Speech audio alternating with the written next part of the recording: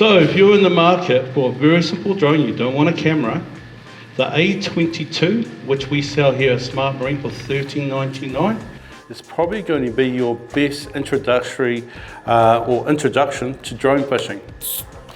This drone goes out to 1 kilometre.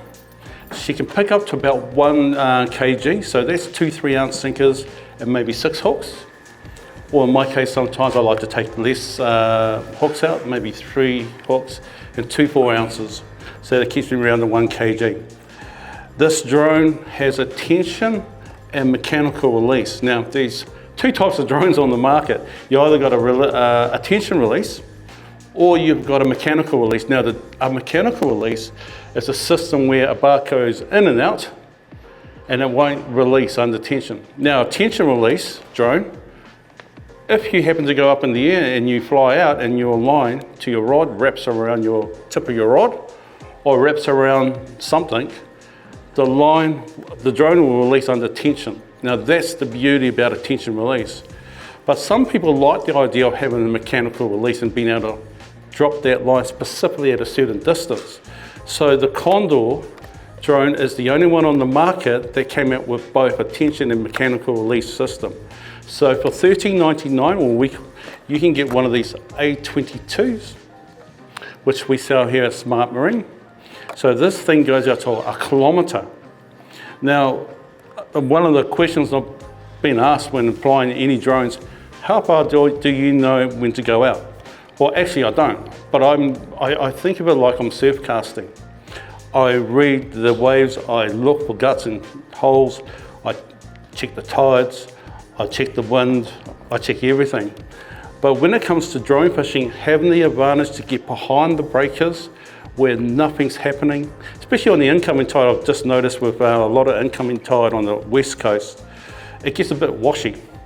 And I'm usually with the rule with surf casting, 2 hours before and 2 hours after high tides seems to be the normal thing. Same with drone fishing, but on the west coast I find on incoming tide, with all that wash, you're constantly picking your drone and walking backwards so your drone doesn't get submerged by a rogue wave. So just to give you a heads up on that, so having a drone like this, making things very simple is an absolute benefit. I know someone who owns 2 of them so far. She had a 3rd one, but husband crashed that not so long ago, so they replaced it. And once you fly one of these drones, especially the Condor, they can be very addictive. And when something happens to your Condor drone, a lot of people ring me up and start, it's almost like I'm a psychologist. You know, I'm in depression mode because I've lost my drone. When's it coming back, or can you fix it? How long? 1 to 2 weeks or 1 to 3 weeks? That's a long time. What do I do? Do surf casting, you know, how we used to do it. But so I get that. So a fantastic drone. $13.99 is what we sell them for. We do have a special on these drones this evening, so something to have a consideration. The next model up is the A22S. Now, the only difference between the A22 and the 22S is the software. And what's happened is that in the last few years, we've been noticing a lot of people who've been buying drones are scared to take them over the water. Everyone's absolutely frightened to see this thing go in the water because it is quite scary seeing your $1,600 and the next thing you know, it's going into the water. So we come up with the A22S, and it's the very first AI drone on the New Zealand market, I call it. And basically what you do with the 22S, you've got 3 distances you can pick from, and then it's basically telling this guy, when you press the start button, he will take your line up by himself and fly out by himself without you flying it. Once he gets to a designated distance, he's going to drop it, turn around, come back and land by himself. So we're taking the idiot out of drone fishing, kind of. You still have to point it towards the ocean. So if you point it backwards, we could have an issue. So just to give you an idea, idiot is not always 100% idiot free, so just to let you know. But the A22S has been one of our best sellers the last 1.5 years. And ever since we started, we brought that out, that has been selling for very first time fishermen who are afraid to take it over that water. So that's the A22S, $15.99. We do have a special on them tonight. They're in the booklet, so it's definitely worth your consideration.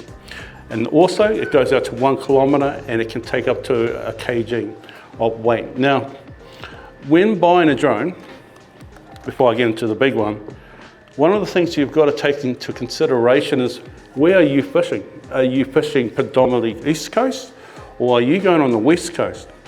Because not one drone does the both, to be honest with you. This guy here can handle up to 15 knot winds, but just to remember, as soon as the drone goes 35 meters high, the wind increases by 40%. So that 15 knots is now turned into 22 knots. So I always call this the 15 knot drone rod. Perfect for East Coast, perfect for West. West, you just got to time your day with the wind. Moving on to the West Coast drone, which is our Condor Pro, this black one here. He can handle up to 30 knot plus winds. He is an absolute beast. It's made out of carbon fibre. It goes out to 1.5 kilometres. It can pick up a 3.5 kg of weight. Now, the difference between this drone and that, it's more probably designed to take up heavier lines. And on the West Coast, which I think some of the best fishing is, the only issue you have when you're fishing on the West Coast is tide and wind. The two major issues you're going to have. And if you can sort that out, you will catch some very, very big fish. But you need the right drone to do that. So our Condor drone only, the lifting capacity is 1 kg. The Condor Pro is about 3.5 kg. So when I use this guy on the West Coast, I will use 2 10-ounce sinkers. That's 20 ounces of sinker straight away without even a second thought. And then I use 3 hooks. That's all I need. But the reason for that is, once I get to a certain point and I drop it, I know as soon as it drops and hits that water, that undertow is going to drag it north, if it's on incoming, very fast. So having those extra heavier sinkers gets it down to the bottom, and also it gives me enough time to start setting the sinkers. So it's very, very important to understand the difference between the two drones, 15 knots compared to a 30 knot drone. Very important. So when you make your decision, am I just making it based on where I am, or am I going to stay there predominantly, or am I traveling around New Zealand and hitting both sides, or am I on the West Coast predominantly? Am I going to take out more than 6 hooks? This is something else you're going to have to consider. Some people take out more than 6 hooks with these drones.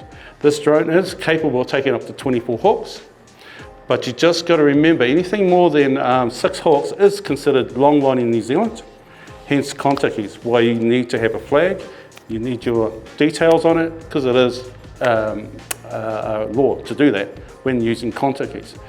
When they came up with this law, this is before drones came out.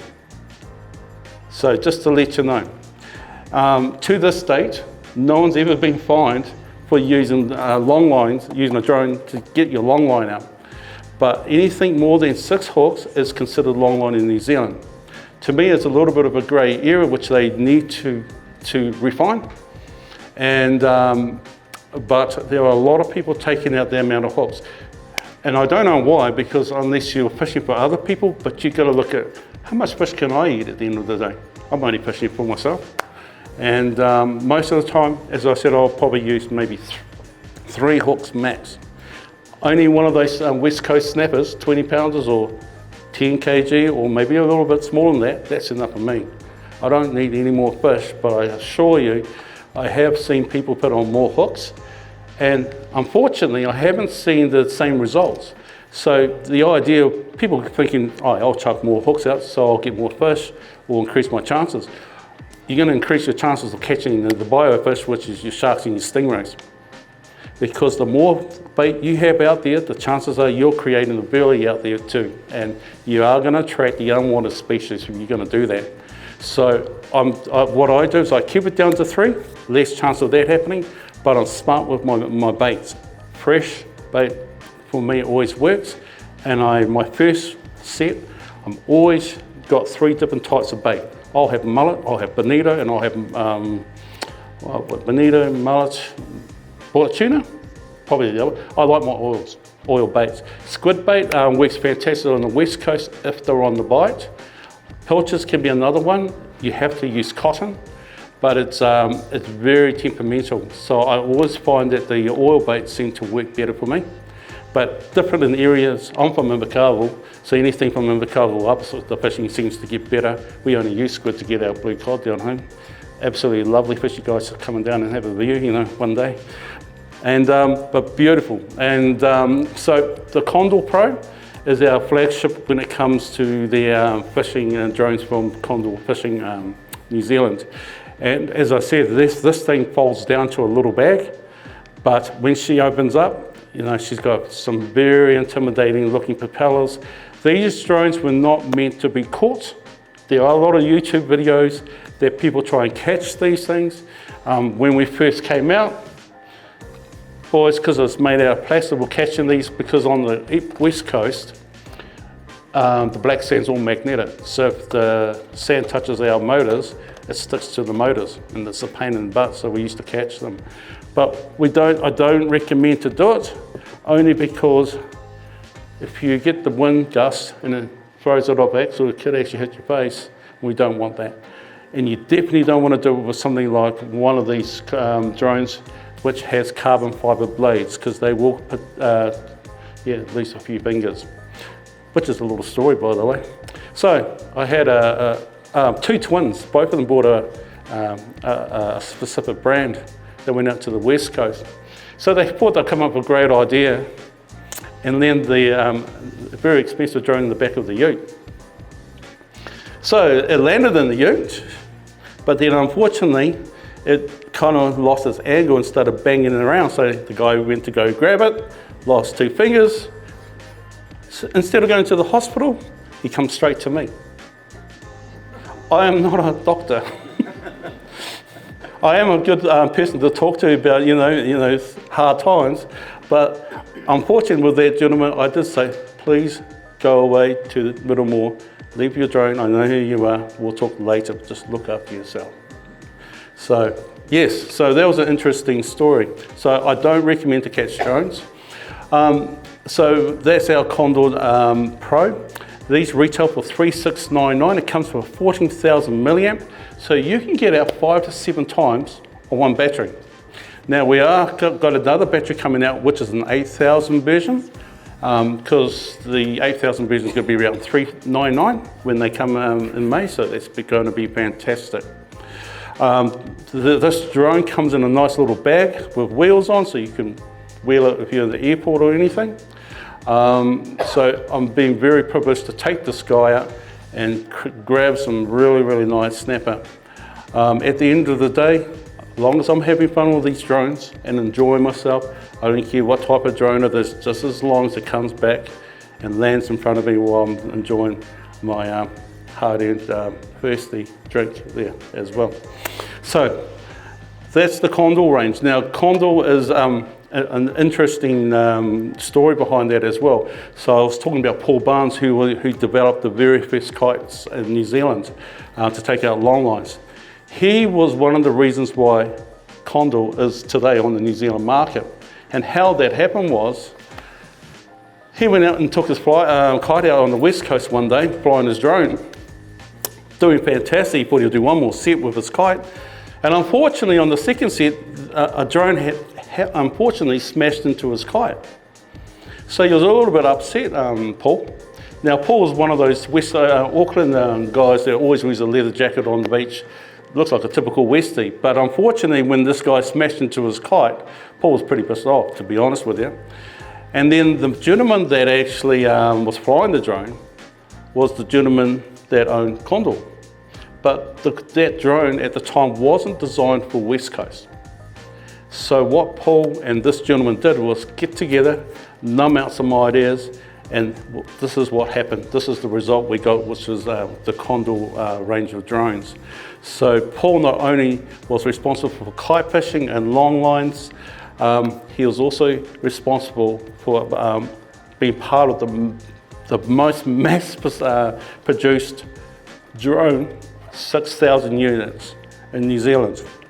So very, very, very grateful to that gentleman as well. Now, has anyone seen any of these condors on the East Coast? Because I'm not from here, so I wouldn't know. Has anyone seen maybe one of these things flying around? A few of you? Has anyone seen any one of these things crash? One? Mine. Yours? Okay. Well, that's pretty good for considering. Now, with drones, as I was saying, backup counter service is going to be your major consideration when looking at one of these drones. And if they can come up behind you and help you out to move forward, maybe get another drone or fix the drone, that's a bonus. That's something you can't pay for. But I've seen too many drones on the market. I've seen a lot of people jumping on YouTube demonstrating drones because they've had a drone for about 3 or 4 months, and now they're telling people, this is how we fly it, this is what I do. I put my hook up while the drone's in the air and I fly it out. Now, there's an old saying, you know, unfortunately I've seen people start imitating things like that, and when their drone crashes or they get hurt, I tell you, these new influencers don't want to know you. So be careful when you are considering one of these drones, and look at the people that are actually trying to, what's the word for it, sell these drones and why they're doing it. Because if it doesn't look safe, it ain't. I can tell you right now. But I've just noticed there's been quite a few people on the market trying to do YouTube videos. Fantastic. I'm glad that obviously the industry's getting better and better, but just do your homework when it comes to people trying to sell your drones, and make sure, go to their history, see how long they've actually been flying a drone. If you only seen one drone video, that's probably a bad sign to take their word for it. Go to someone who's been doing it for at least a good couple of years. Someone who knows about the wind, how it works, and that. They'll make a big, massive difference. So, Condor drones. So, we got the A22, 1399, A22S, 1599, and now we got the Condor Pro, which is 3699 for that guy as well. They all come with one battery. So with the Condor A22s, you can get out 4 to 5 times at 500 meters.